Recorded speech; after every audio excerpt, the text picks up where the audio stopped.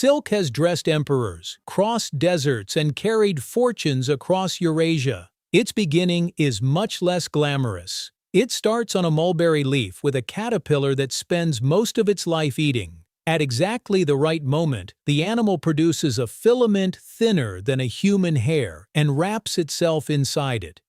Humans learn to preserve that filament, combine it with thousands of others, and turn it into cloth that shimmered in royal courts. There was one problem. If the moth escaped naturally, the thread lost the quality silk makers needed. How does a silkworm turn leaves into fiber? Why must the cocoon be treated before the insect emerges? And why did people once carry silkworm eggs across borders inside hollow walking sticks? To answer those questions, we have to follow a strand from the animal that made it to the machines that transformed it. Let's get into it right here on Secrets of Simple Things.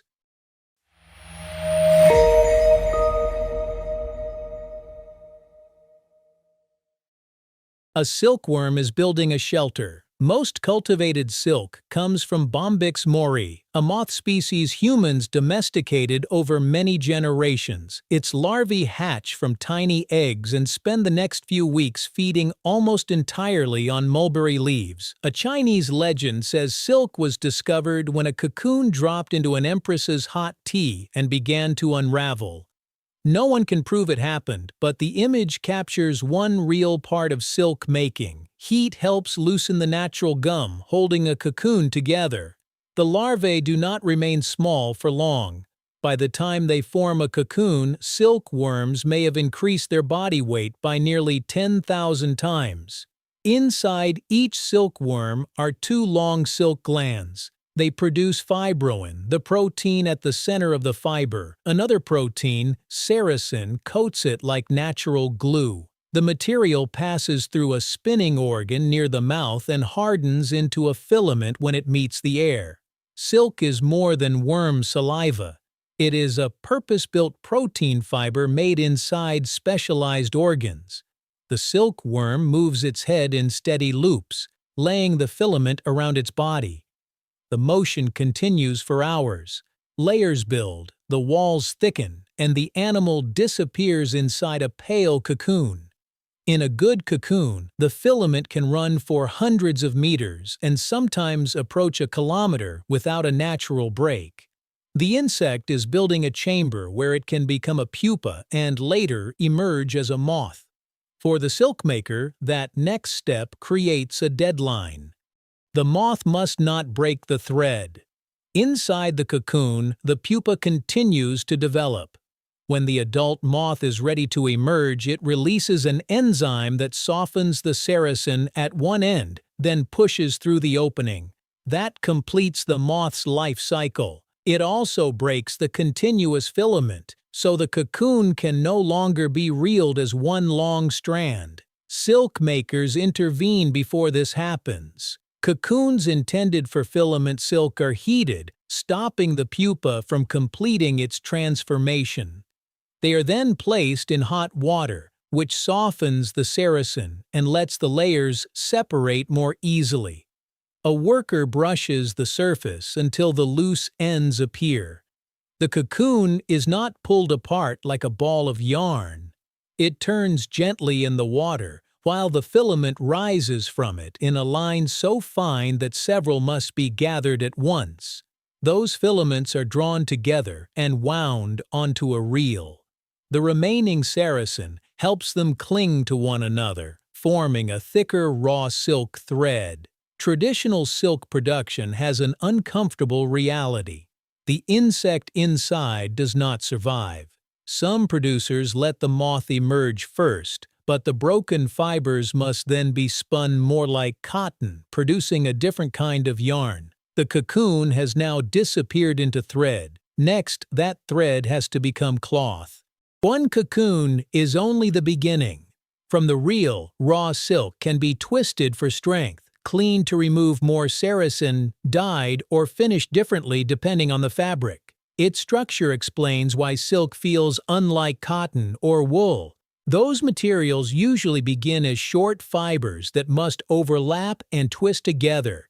Filament silk starts as a much longer, smoother strand. With fewer loose ends interrupting the surface, the finished cloth feels softer and catches light more evenly. For something so thin, silk is remarkably strong.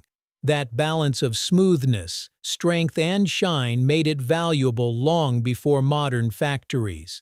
To make fabric, a loom holds one set of threads under tension. These lengthwise threads are the warp. A second thread, the weft, travels across them. Some warp threads are lifted, creating an opening. The weft passes through. On the next pass, a different set rises, locking the crossing threads together. Line by line, the cloth grows. A simple order produces plain fabric. Change the order, and diagonals or borders appear. With enough control, the loom can place flowers, animals, clouds, or geometric shapes into the cloth. Now imagine thousands of warp threads stretched side by side. Moving the correct ones by hand in the correct order would be painfully slow. Ancient weavers needed a way to control many threads at once. The loom that could remember a pattern. Each warp thread passes through a small loop called a heddle. The heddles are mounted on shafts, and each shaft raises or lowers a selected group of threads. Lift one shaft and a gap opens in the warp. The weaver sends the weft through. Raise another shaft on the next pass, and the crossing points move. 2 groups are enough for a basic weave. Add more, and the number of possible combinations grows quickly. Raise the first group, pass the weft through, then lift the second group. Continue in that order, and a diagonal line travels across the fabric. Change the order, and another design appears. The loom was not a computer in the modern sense. Still, the comparison is useful. Each group had 2 basic states, up or down. Their sequence determined what appeared in the cloth. Part of the design was built into the way the threads connected to the controls. Once the loom was prepared, a weaver could reproduce the same complex pattern without choosing every thread from scratch. Some later looms controlled dozens of groups, repeating animals, flowers, and geometric forms across meters of silk. Difficult patterns no longer depended entirely on one master weaver remembering every movement. Archaeologists uncovered 4 miniature pattern looms in a Han Dynasty tomb in Chengdu. These models are the earliest physical evidence we have of looms this advanced. They show that ancient silk making was not simply patient handwork. It was engineering, a system that stored a pattern, controlled motion, and repeated the result. That consistency made silk production faster and its designs easier to reproduce. Why silk seems to change in the light? Silk does not only feel different, it behaves differently under light. Move a piece of silk, and its surface can appear brighter, darker, or slightly different in color from one angle to the next. The effect comes partly from the shape of the filaments. They are not perfectly round, so their surfaces reflect light in several directions. The weave and finishing process also change how much light returns to the eye. That is why 2 pieces dyed the same color may still look different. A tight weave can shine sharply, while a softer one produces a gentler glow. For ancient buyers, this mattered. Wool could be warm, linen could be cool. Silk seemed to move with the person wearing it. In candlelight or direct sun, the cloth flickered and shifted instead of looking flat. That glow helped turn a useful animal fiber into a material associated with ceremony and status. It also made silk difficult to imitate with the materials available at the time. The secret hidden inside a walking stick. Silk became valuable enough to be used not only for clothing, but also for payments, taxes, diplomatic gifts, and rewards. The finished fabric revealed little about the system behind it.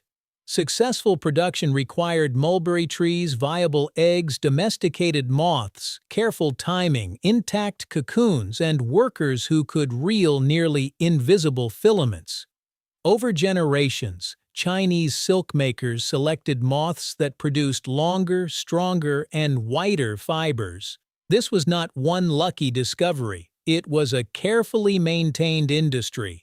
By the middle of the 6th century, the Eastern Roman Empire still relied heavily on imported silk. According to the Byzantine historian Procopius, two men who knew how silkworms were raised offered Emperor Justinian a way to change that. Tradition says they carried silkworm eggs inside hollow walking sticks. The details vary, and sericulture had already spread beyond China. Even so, viable eggs gave Byzantium something it had never controlled before: its own source of silkworms. That reduced the empire's dependence on distant suppliers and helped establish silk production within Byzantine territory. The eggs were tiny. What they carried was not. Inside those sticks was the living first step of an entire industry: the fabric that connected continents. Silk became one of the most famous goods moving through the network we now call the Silk Road. This was never one road controlled by one country. It was a shifting web of land and sea routes maintained by merchants, cities, empires, and communities across Eurasia. Along those routes moved cloth, glass, metals, spices, horses, and other valuables. People carried more than cargo. Techniques, artistic styles, beliefs, stories, and inventions traveled with them. A filament made inside a caterpillar eventually reached, through trade, from East Asia to the Mediterranean. Centuries later, industrial machines transformed weaving again. They worked faster and produced cloth on a scale ancient workshops could never match. Yet the central challenge remained familiar: hold thousands of threads under tension, lift the right ones, and repeat the sequence without losing the pattern. Silk had already connected mulberry farms, workshops, royal courts, and markets across much of Eurasia. A thread made by nature, engineered by humans. A silkworm made the fiber to protect itself.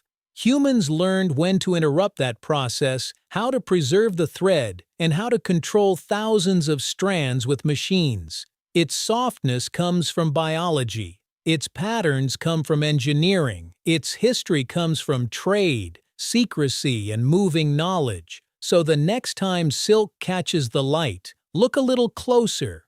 You are seeing an animal's survival tool, refined by thousands of years of human ingenuity. If you enjoy discovering the hidden engineering, history, and science behind everyday things, subscribe to Secret of Simple Things. There is always more hiding inside the objects we think we already understand.